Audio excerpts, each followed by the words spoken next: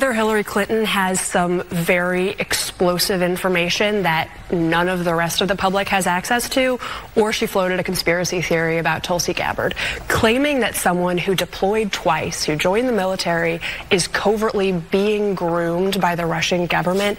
That's a conspiracy theory, and there's not public evidence for it. And of course, it's understandable that Gabbard would respond with none of this other stuff is are fact-based.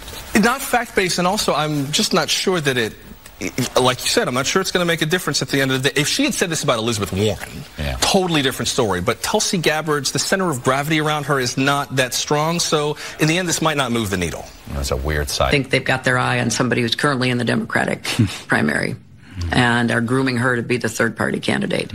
She's the favorite of the Russians, and that's assuming Jill Stein will give it up, which she might not, because she's also a Russian asset. Also a Russian asset. Tulsi Gabbard responded, Betsy, you, the queen of warmongers, embodiment of corruption, personification of the rot that has sickened the Democratic Party for so long. It's now clear that this primary is between you and me. Don't cowardly hide behind your proxies. Join the race directly. Because this is about our future and making sure that we have one.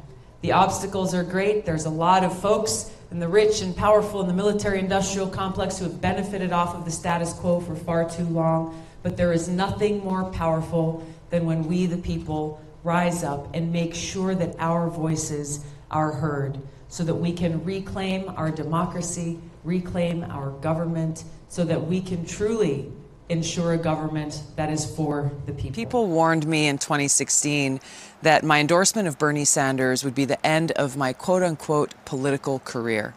They said Clinton will never forget that she and her rich and powerful friends, her allies in politics and in the media, will make sure that you are destroyed. Well, there have been countless hit pieces full of smears against me from day one of this campaign. They've tried to destroy my reputation and my lifetime of service because I stood up to them. I've spent over 16 years of my life proudly serving in the Army National Guard. I still serve as a major today.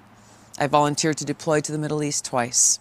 I've served in Congress now for nearly 7 years, serving on the Foreign Affairs Committee, the Armed Services Committee, the Homeland Security Committee, and I am not afraid to openly express my love for our country. But if they can falsely portray me as a traitor, then they can do it to anyone. And in fact, that's exactly the message that they want to get across to you. That if you stand up against Hillary and the party power brokers, if you stand up to the rich and powerful elite and the war machine, they will destroy you and discredit your message. But here is the truth. They will not intimidate us. They will not silence us. We are not here just to protest their corruption.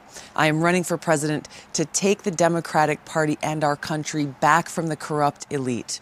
I'm running for president to bring about a new Democratic Party and new leadership that will fight for peace, fight for the people, and protect our planet.